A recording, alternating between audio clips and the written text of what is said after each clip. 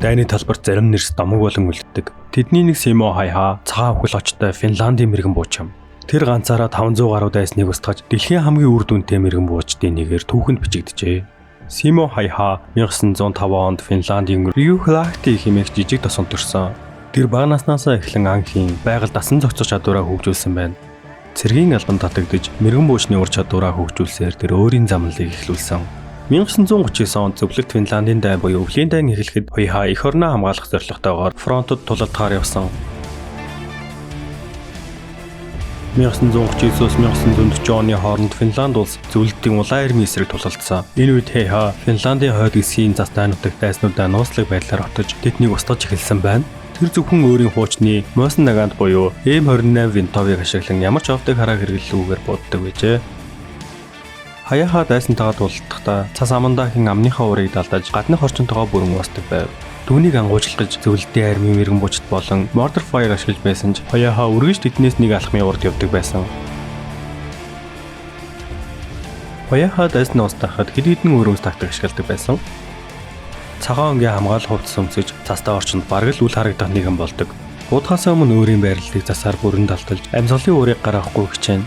Хизээч хамтрагчтай явдаггүй. Ганцаараа байснаар дайснуудад өөрийгөө илчлэхээс зайлсхийдэг. Ингэснээр түүнийг ганц хүний аримч гэж дууддаг байсан. Орчин үеийн мэрэгэн буудагчид оптик дуран хэрэглэдэг байсан бол Хаяха 400 м байсан ч энгийн хараагаа ашигладаг байсан. Учир нь дурангийн шилэнд нарны ойлтоор дайсандаа илрүүлэх боломж олгохгүйд байжээ. Тэр зөвхөн мэрэгэн буучийн винтов буугаар буудгаас гадна гар буу ашиглан ойрын зандаж үр дүнтэй бодож чаддаг байсан.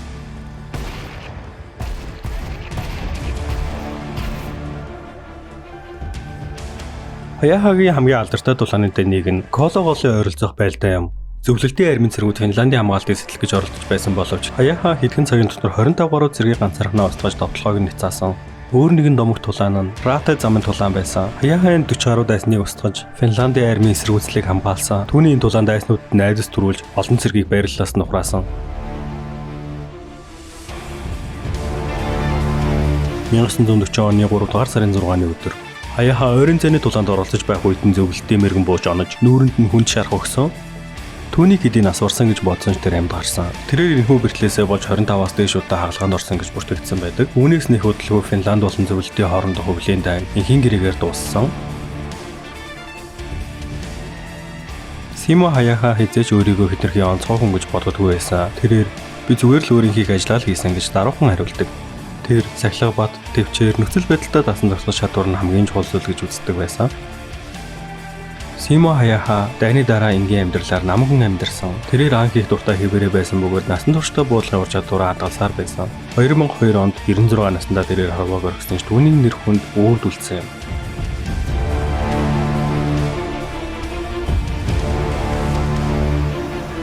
(1942 он) Оросын хатуу ширээ өвөл Сталинград шатаж байна. Герман зөвлөлтийн армийн ширүүн тулаан үргэлжилж хотын гудамж бүрт өхөл амьдралын зааган дээрх тулаа өрнөж байлаа. Гэтэл тэр үед нэгэн хүн гарч ирсэн нь дайсны зүрхэнд айдас төрүүлсэн домогт мэрэгэн бууч Василий Зайцов байв. Василий Зайцов 1915 онд зөвлөлтийн Уралын бүсэд төрсэн бөгөөд тэр анхны винтов 12 настайдаа өвөөгөөсөө бэлгэнд авч ан гөрөөгөр ур чадвараа хөгжүүлсэн. Түүний үед анхын гэдэг бол зөвхөн олз олох бус, төвчээр, анхаарал, хүлээцтэй байдлыг дадлагжуулах дасгал байсан юм.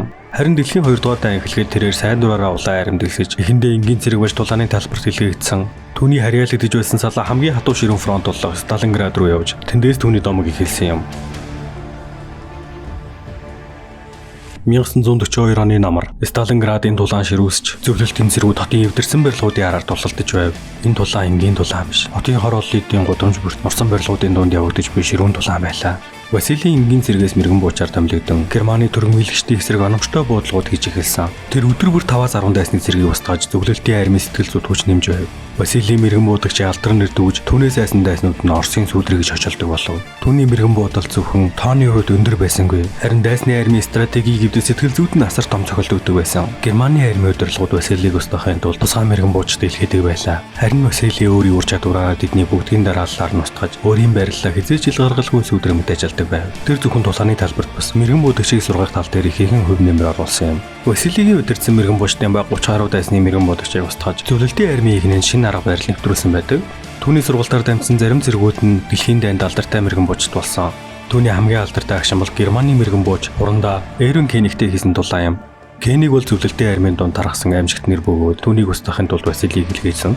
Энэ тулаан хэдэн цаг үргэлжлэх ёстой байсан ч бүхэл бүтэн хэдэн өдрийн турш үргэлжлэн хоёр мэрэгэн буучийн хоорондын нэг алдаа гаргахыг хүлээсэн төвчээрийн төлөв тулаан байсан. Васили тактик ашиглан өөрийн байрлалаа хурамчаар ил болгож Кенийг хуурч чадсан. Кенийг Василийн байршлыг тодорхойлох гэсэндээ бахан хөдөлгөөн хиймэгт Васили тэр даруй буудаж тулаанд ялалт байгуулсан гэдэг. Энэ бол домог болсон мэрэгэн буудагч тэнд үгэл байсан. Сталинградын тулааны үеэр Василийг өртөгдсөн 225 гаруй дайсныг устгаж эцэст нь амьд үлдсэн. Түүний сургасан мэрэгэн буудагчид олон 10 дайсныг устгаж Сталинградын ялалтад онцгой хувь нэмэр оруулсан гэдэг. Тэрээр дайны дараа зөвлөлтийн Баатар золоор шагнадаж амьдралынхаа сүүлийн жилүүдийг намгүн хүн өнгөрөөсөн. Тэр зөвхөн нэгэн мэрэгэн буудагч байсангүй. Тэр бол хизээч мартагдахгүй домог байсан юм. Дэлхийн 2 дугаар дайны үед мэрэгэн буучдын үүрэг асар их байсан. Тэд дайсны сэтгэл зүйд айдас төрүүлж стратегийн чухал байрлалуудыг хамгаалдаг байлаа. Энэ үеийн хамгийн нууцлаг маргаантай хүмүүсийн нэг нь Германы шилдэг мэрэгэн бууч хурандаа Эрвин Кенийг байв. Эрвин Кенийг бол Германы армийн шилдэг мэрэгэн буудагч гэж яригддаг. Зарим их сурвалжид түүнийг Берлиний мэрэгэн буудагчдын академийн багш, цэргийн туршлагатай хурандаа байсан гэж дурссан. Түүний талаарх албан ёсны мэдээлэл багч, түүний нэр нь Сталинградын тулааны үеэр зөвлөлтийн мэрэгэн буудагчдын дунд төгөөмөл яригддаг байв. Кенийг мэрэгэн буудагчдын тактик, ур чадвараараа алдартай байсан бөгөөд дайсны мэрэгэн буудагчдыг устгах даалгаварт оролцдог байсан. Сталинградын тулааны үеэр түүнийг зөвлөлтийн мэрэгэн буудагч Васили Зэцбийг устгахаар илгээсэн гэж үздэг.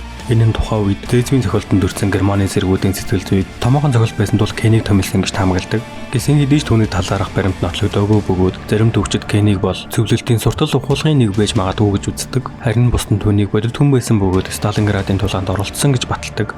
Хурандаа Эрвин Кенигийн түүх бол бодит хэсгээс үл хамааран түүний нэр дэлхийн дайны үеийн мэрэгэн буудагчдын тухай ярианд нэгэн хэсэг болж үлдсэн. Түүний тухайд амгын мэрэгэн буучдын тулааныг илүү сонирхолтой болгож олон түүхэн зохиол кинонд гардаг. Түүхэн зарим хүмүүсийн талаарх баримт бүтэхэн байдаг ч тэдний домог хизээж мартагддаггүй.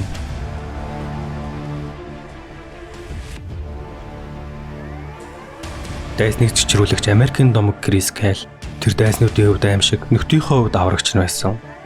Төсөөлөд үз. Чи өөрийн багийнхныг хамгаалахын тулд барилгын дээрээс хэдэн зуун метрийн цаана байх байг онилж байна. Хэрвээ чи ганцлуудаа алдаа гаргах юм бол нөхөд чи амьд үлдэхгүй. Энэ бол Крис Кайл, Америкийн хамгийн алдартай мэрэгэн буудагчийн бодит дүүх. Тэр 160 батлагдсан онолттой. Гэтэ түүнээс ч олон байг устгасан нэгэн байсан. Би зөвхөн нөхдөд хамгаалах гэж л буудсан. Кайл жирийн нэгэн зэрэг биш. Тэр Цэнгисийн зэргийн сэргийн нэгэн хэсэг болж Иракийн дайнд 4 удаа өрөг гүйцэтгсэн. Түүний дайснууд нь түүнд аимшигтай нэгэн очийг өгсөн. Рамадагийн чөтгөр. Тэр зөвхөн алж байсан юм биш. Тэр аварч байсан. Нэг өдөр түүний хамтрагчид хотын төв бүслэгдсэн байв. Хэрвээ Кайл ямар ба нэгэн зүйл хийхгүй бол тэд амьд үлдэхгүй. Тэр барилгын дээвэр дээрээс 2 км-ийн зайд ганц л сум тавьсан. Тайсан гоноо харин нөхдөд амьд үлдэв. Энэ л түүнийг бусдаас ялгаруулж байсан юм. Дайн бол дайн, харин гэр бүл бол бүх зүйл.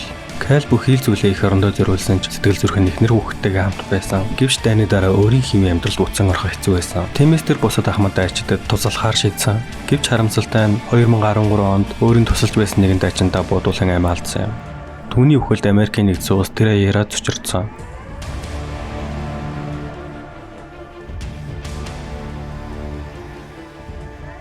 Дайны талбар зарим нэрс домог бол үлддэг. Өнөөдөр бид дэлхийн түүхэнд хамгийн гайхалтай мэрэгэн буудагчд болох Симо Хайха, Васили Зайцов, Крис Кайл нарыг харьцуулан ярилцсан. Васили Зайцов зөвлөлт улаан армийн домогт мэрэгэн бууч. Сталинградын тулалдаанд 225 зэргийг устгаж дайсны сэтгэл зүйг анхуулсан. Симо Хайха цагаан үхэл очтой дэлхийн хамгийн үр дүнтэй мэрэгэн бууч. Финландийн өвлийн дайнд 500 гаруй дайсныг устгасан. Крис Кайл Америкийн нэгдсэн улсын түүхэнд хамгийн олон дайсныг устгасан орчин үеийн мэрэгэн бууч. Иракийн дайны баатар. Түүхийн хамгийн агуу мэрэгэн буучид өөр цаг үед өөр нөхцөл байдалд тулалдсан ч тэдний нэгтгэдэг ганц зүйл бий. Тэд хизээж ухраагүй. Симо Хайха хагэр өвлийн дунд ганцаараа байлдаж оршин тогтнолын төлөө тэмцэж байсан. Тэр амьд үлдэхийн төлөө эх орноо хамгаалах гэсэн цэвэр хүсэл зорилгынхаа ачаар домог болсон. Васили Зайцов зөвхөн бай онохоос гадна тулааны талбарт сэтгэл зүйн дайвар нүүлж өөрийн дайснуудаа айдас давтуулсан. Тэр өвхөлтэй нүр тулгарч өөрийн арга ухаан төвчрээрээ Сталинградын хувь заяаг эргүүлсэн.